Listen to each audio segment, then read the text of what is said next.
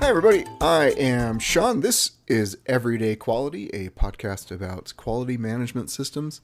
And we're going to try not to put you to sleep today because we're going to talk about an exciting topic. In our world, it's a pretty exciting topic. It's something that we're going to tackle because every quality professional has probably felt this at some point in their lives, maybe not said it out loud, but at some point your corrective action, preventive action system loses efficacy. It stinks and it's undeniable. Everybody, they get to a point where they're just like, I don't want to do corrective actions anymore. It's kind of defeating sometimes to constantly be finding problems and needing to address them. But this corrective action fatigue is what we're going to talk about. You know that feeling where you're in your weekly CAPA meeting and everybody's filled out the forms. We're nodding through all of the like, all right, what action is due next? Do your thing. Where are you at? But nothing changes. And if you don't have that visible improvement, if you don't have that action happening, it starts to drag and the CAPA process becomes ineffective. So today we're going to talk about, why that fatigue can set in, what it cost us, and how to fix it, hopefully. So let's get into it. The CAPA system is what I call it. Corrective action, preventive action. It's I don't know actually if preventive action, I don't think preventive action is a modern thing in ISO.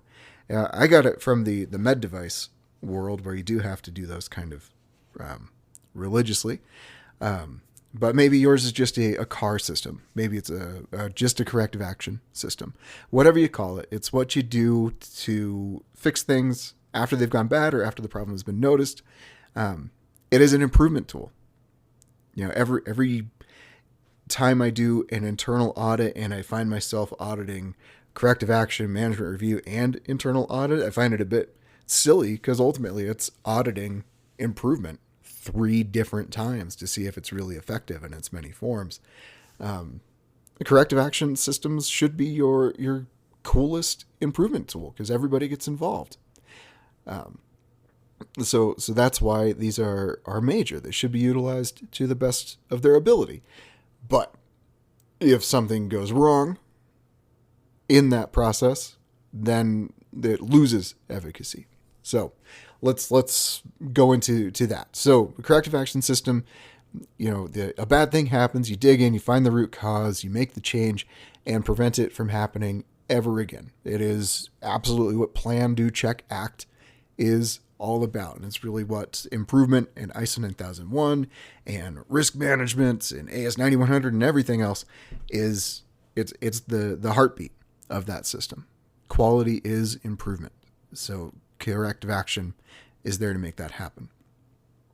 But when it comes to the execution, sometimes the CAPA can become more of a paperwork process. I love Kamishibai audits. That term literally means paper theater, but that can be what a corrective action system becomes. If you're just looking to get the stamp, get the signatures, and then move on without actually learning anything, it becomes ineffective. You get bored with it. I think that fatigue is what happens when people stop taking that process seriously. If it becomes viewed as a rubber stamp process, then you've lost all efficacy in it. You go through the motions, you fill out the paperwork, but you don't feel what that system should be doing, which is making life easier for everybody. So CAPA fatigue could look like the corrective action itself could sit open for months or years, well beyond the real period where you can do anything effective to address a specific issue. And months and years open. This is modern manufacturing. You won't have the same people on the team a year, 2 years after a corrective action has been opened. So this needs to be an effective tool if for no other reason than to keep up with the market. We need to collect and catalog all of that knowledge that we learn to, and corrective action is the system that's going to get you there. But if we aren't writing it down, getting it done quickly, somebody that's with the company for 2 years, they might not see that third year, but they're going to take a lot of knowledge with them. I don't know anybody that's not working less than 70 hours these days. So you learn a lot in that 2-year period. So maybe that's just me, but, it could also present itself as the same problems reappearing again and again and again. Corrective action stops things from happening again and again and again. So if you are finding repeat problems, your system doesn't work. Or maybe you hear the phrase in the background, and you'll hear this from non-quality folks day in, day out. They could be saying, hey, maybe let's not do this as a CAPA. That'll really slow everything down. If you hear that, your system needs a refresh. You need something else to kind of boost participation in this thing again. Because if CAPA is viewed as a roadblock, people will find a way around. They'll go another route. And that doesn't help your ISO stuff whatsoever. So why could CAPA fatigue actually be happening in a facility? I've seen it. You've seen it. We've all seen it. Let's get it out in the open and talk about it. So why does this happen? There could be many causes. Odds are you've seen a few of these in your workplace. Your system could be overused. If everything becomes a CAPA, minor issues, even, maybe a production run had a slight defect on a part that cost a penny to make. Don't do a full-blown corrective action for that. Nobody cares. It's not worth the time and effort put in. If you're looking at cost of poor quality, that prevention or detection cost there just goes through the roof. And you can't really justify spending $1,000 on a product that you're only going to make $400 on. So if it becomes a paperwork exercise, your system isn't going to be well liked by the people that you as a quality professional are putting in charge of that. So just try not to overuse a system. Let's not get into diagnosis yet. Overuse could cause fatigue. It could be poorly prioritized. Not all problems are created equal, but many systems and systems that I've run, we treat it the same way. Like, nope, this is a problem and it affected one department, but your problem that affects 5 departments was detected later, so we aren't going to engage with that. That's not the way to run it. You need to do that full FMEA thing with your RPN, numbers, risk priority date, too much coffee, RPN. So if you've got a high consequence or high likelihood of recurrence, high severity, sorry, that's not severity, not consequence, tackle those first. Put your resources into that. If it is really just a potential late processing of a USMCA form, like, that's low consequence. Don't worry about it. Another main cause could be the administrative burden. If you've got a lot of paperwork, forms, templates, due dates that are tight, it could become just a checklist exercise. You want a good, solid, easy to use process.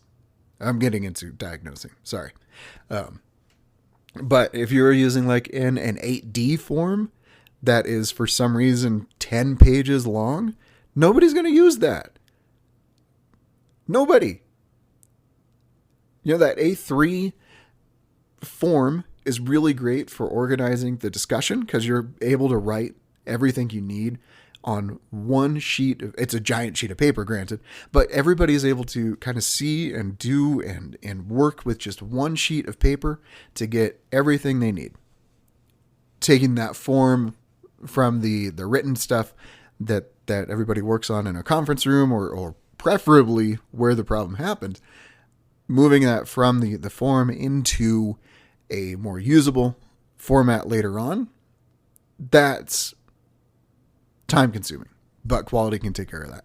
Let the people that know how to solve it, write it down in an easy to use format, and they'll get it to you.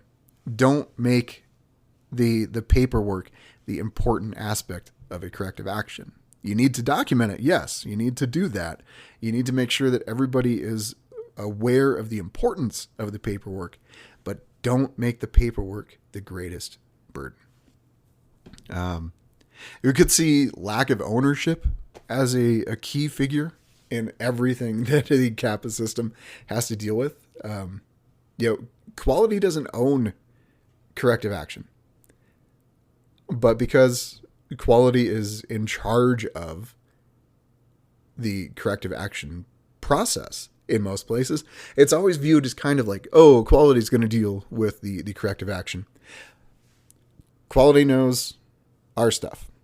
We know how to make sure the system is effective. We're going to check it. We're going to audit it. We might not know what the product engineers know.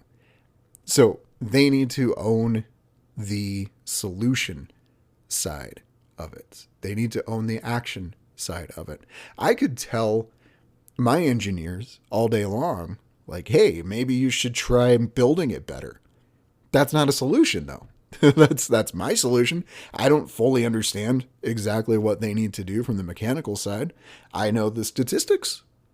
I'll do the math all day long. I'll do the monster math all day long. You never know.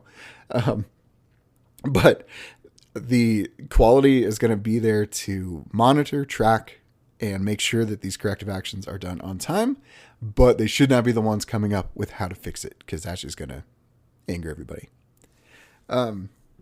And then maybe in some places, it's just straight up cynicism. Maybe your culture isn't right for corrective action. We've all seen that. When the culture says, hey, you know what? Just say it was an operator error. Say we had a training issue. Then that becomes pervasive. And that ruins any kind of efficacy that your corrective action system is going to do, because it becomes a blame thing. Repeat after me. People don't fail, processes fail. And the corrective action system is there to make sure that the process is effective enough so that it is at a point where if somebody does fail, they really had to go out of their way to make it happen. So when it's not a true root cause analysis that's going on, just, oh yeah, the operator was the problem there. We fired him. Moving on. That is not analysis. That is avoidance. And we want to get rid of that. So maybe those items sound familiar. Overuse of your CAPA system, poor prioritization of what corrective actions need to be taken on, paperwork burdens, ownership and accountability issues, and just not understanding how the CAPA system should work. Maybe those sound familiar. So it doesn't mean, though, that your QMS is broken. It just means that the system needs a little bit of a refresh, recalibrate it. We all work with calibration systems as well. And now you see when the corrective actions are staying open longer and longer and longer and longer, that something is out of whack. So recalibrate, get it back in order, and we can do this. It's just people. So what does fatigue, the CAPA fatigue, do? Well, first, the system loses credibility. When leadership sees dozens of corrective actions with no progress, they start to see quality management as a formality. They just are like, we're going to do this for the audit. If that phrase is in your building, it is time to fix things. That's because if the system is a checklist, if it is a formality, if it is just a series of boxes that everybody has to deal with once a year before the surveillance auditor comes in, it's not a function. Next, the lack of attention to a corrective action system slows improvement. And there's nothing worse, nothing more deadly to a culture than having the system not have an impact. If every little thing is in the pipeline, nothing gets the attention it deserves. And that is something we need to avoid at all costs. Prioritize properly and make sure people see the results of these actions that you're taking.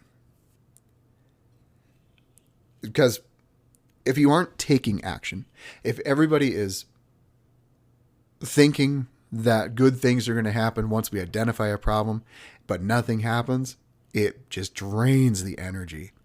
Your quality team spends more time managing the tracker than solving problems. And that's not good. You've got these zombies just walking around instead of doing continual improvement. They're just making the motions, going through the act of improving things without actually doing anything.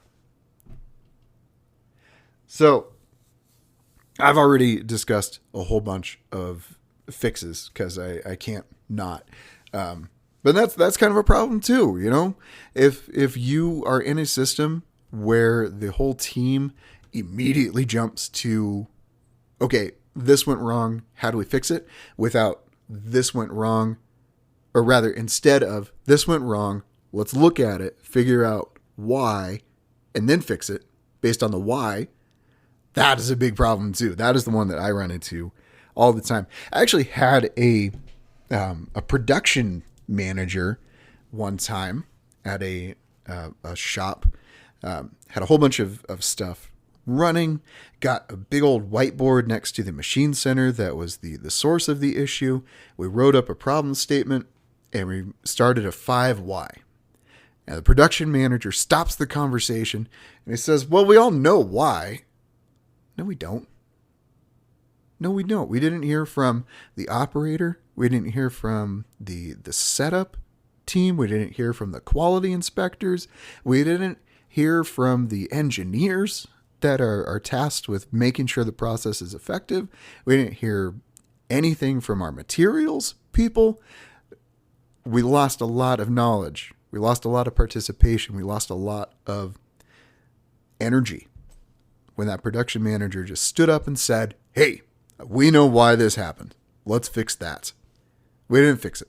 It came back because we didn't take the time to do a proper 5 why or a fishbone to solve that. Okay. All right. So that's my little rant story. We're coming back to it. How do we fix fatigue? That is a big, big problem because fatigue becomes culture. Culture is difficult to turn around, but we can fix it. So let's talk about solutions. Here's a CAPA system recovery plan. Bunch of steps here. First, triage all your existing corrective actions. If you see your system in need of recalibration, take a look at everything you have open and decide what deserves a full corrective action. The quick decision rule, does this issue pose a risk to product quality, safety, or compliance, or your system? If not, fix it. Log it as kind of a, maybe that is your preventive action. Maybe it is a action taken to address risk. Write it down somewhere, but you do not necessarily need a full corrective action and all of the time and energy that should go into that because you have other things to deal with. Next, make it visual. Visual management is key, and information hidden behind computer screens on a server somewhere becomes information you have to seek out. So you have to be thinking about it in the first place to think to even want to learn what corrective actions you have open. If you don't have it posted, it will be forgotten, and it really becomes a scheduled activity that doesn't help. So if you post your corrective actions, get them out in front of where everybody can be. Write down the problem statement, write down a due date, write down an owner. Make it in front of people, and it will drive accountability. Next, empower the ownership of these corrective actions. Remember, quality owns the process, not the actions. That is how I try to frame all of my corrective actions at my offices. If quality is in charge of the corrective action system and its results to make sure that corrective actions are closed, then we can push to make sure that these things are closed and effective. Effective is the key here. Quality cannot know everything. Quality cannot be the sole owner of what needs to be done. So, quality, guide, mentor, verify. The people who own the processes, though, that your corrective action is issued to. Maybe you've got a machinist center owner.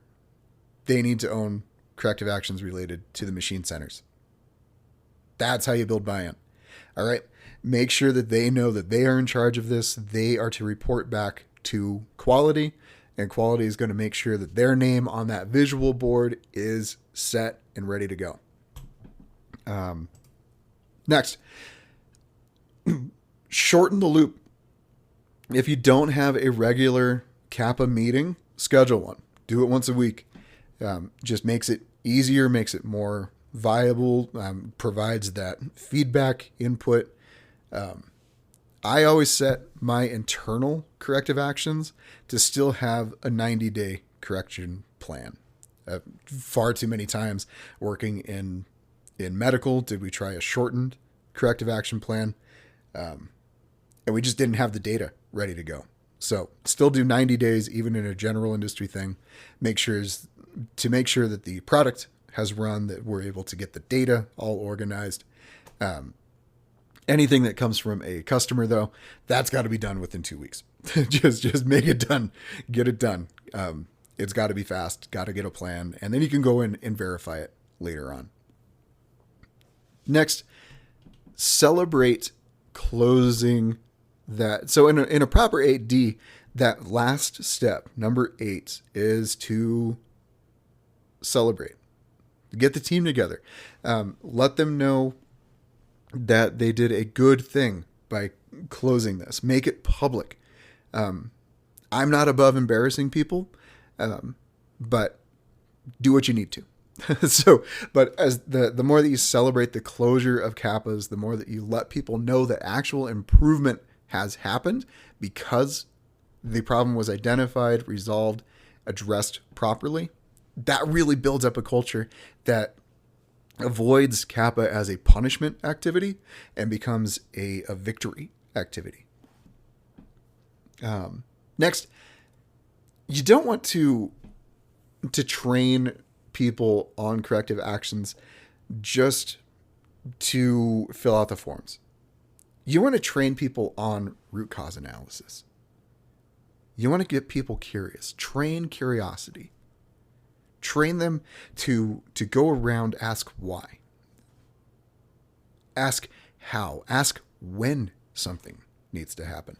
The more that you train people to ask questions, the more that they will become the detective that will find and identify all of those risks that may be a real problem ahead of time.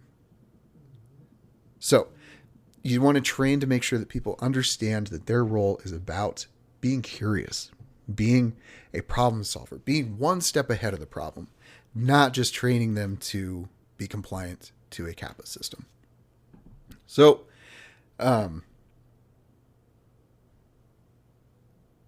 so CAPA fatigue is real. It happens when good systems are effective, because once you get a good system in place, you're going to find corrective action opportunities all over the place. And that's an okay thing. That is fine. There's nothing wrong with corrective actions. Need to find balance, need to find the way to address the culture side, need to make sure that people are aware of their role in all of this, and they need to be responsible for what is going on. This CAPA fatigue discussion, it's not about bad people, bad standards, bad practices. It's often volume, red tape, misaligned priorities, misaligned ownership. These all kind of collide in one spot to build a problem for your system's efficacy. So, triage your issues. Put something up. Visual management is going to help empower your people to make actions, shorten your process, make sure that they're done quick, celebrate all of those victories that you get when something's closed out. Show that improvement is being made, because when a CAPA works, it should not just be paperwork. It should show progress. So that is it for this one. I've talked far too much, far too long. So I want to hear from you though. Send me your CAPA horror stories. Maybe you've fixed a CAPA system yourself. Send me that cool info. I definitely want to hear all of that. You can reach out. I'm going to pull up the email address because I always forget. Give me 1 second here. Everyday quality. Man, I really need to get better at this. everydayqualitypodcast@gmail.com is going to be our best way to chat. You can also email my little consultancy group. We are CO Quality System. Man, again, I gotta verify it. Yes, CO Quality Systems. You can check out coqms.com for more information and reach out with any questions that you may have on your quality system. And that, I really think that is it for me today. Yes. Thank you for listening. Reach out. I want to hear your cool CAPA stories, and we'll talk more soon. Thanks, everybody. Bye.